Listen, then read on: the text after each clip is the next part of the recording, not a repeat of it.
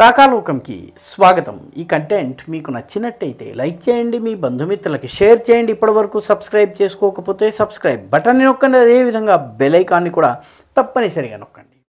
పాకిస్తాన్ పరిస్థితి దినదిన గండం నూరేళ్ల ఆయుష్గా మారింది. అన్ని సమస్యలే.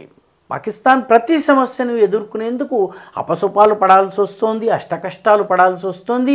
చిట్ట చివరికి భారీ నష్టం తరువాత పరిస్థితిని చక్కదిద్దుకునేటటువంటి ప్రయత్నం చేస్తోంది. అంతలోపల మరొక సమస్య వచ్చి పడుతోంది.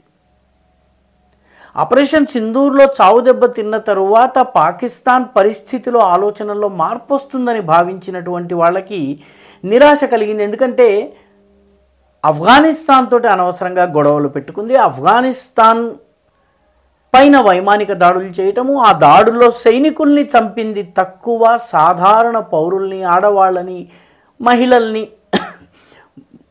పిల్లల్ని, వృద్ధుల్ని చంపింది ఎక్కువ. సైనికుల్ని టార్గెట్ చేసింది తక్కువ. ప్రతిగా ఆఫ్ఘనిస్తాన్ చేసిన దాడిలో దాదాపు 30-40 పోస్టులలో ఉన్నటువంటి సైనికులు పారిపోయారు, యుద్ధం చేయకుండా పారిపోయారు.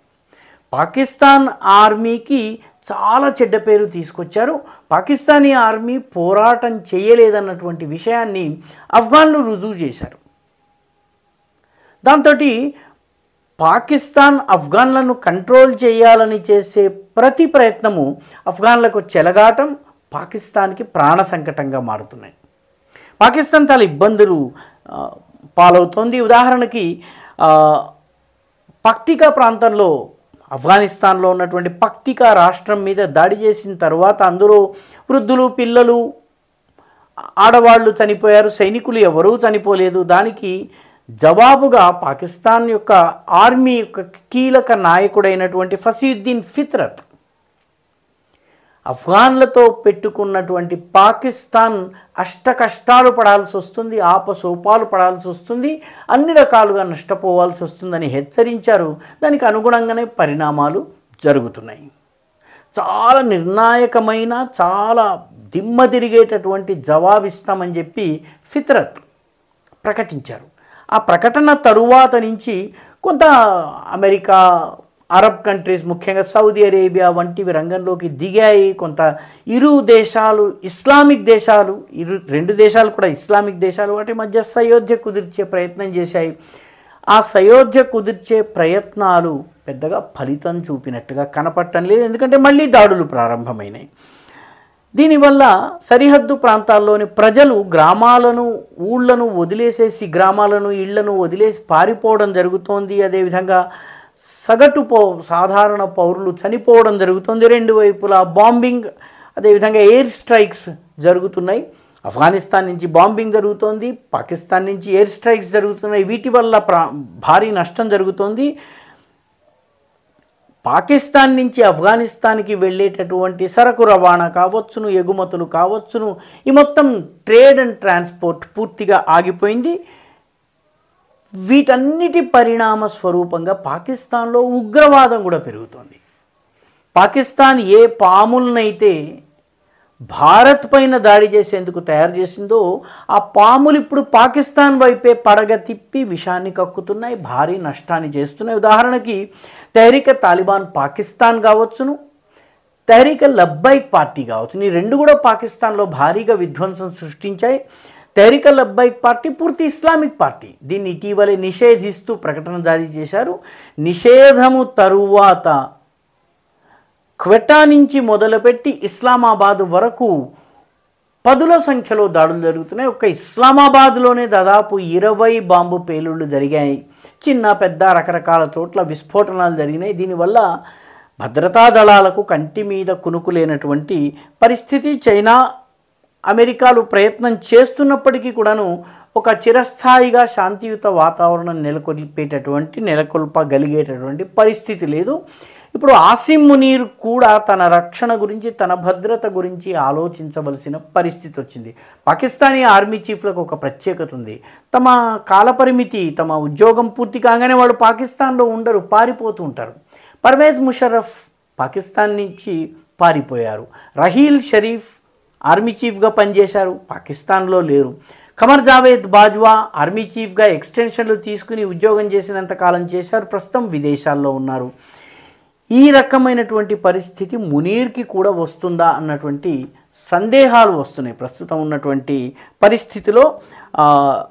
ఇదే సమయంలో తెహ్రీక్ తాలిబాన్ పాకిస్తాన్కి చెందినటువంటి నాయకుడైనటువంటి ముల్లా యాకూబ్ చాలా భయంకరమైనటువంటి దాడులు మేము క్షమించాలి, తెహ్రీక్ తాలిబాన్ పాకిస్తాన్ కాదు,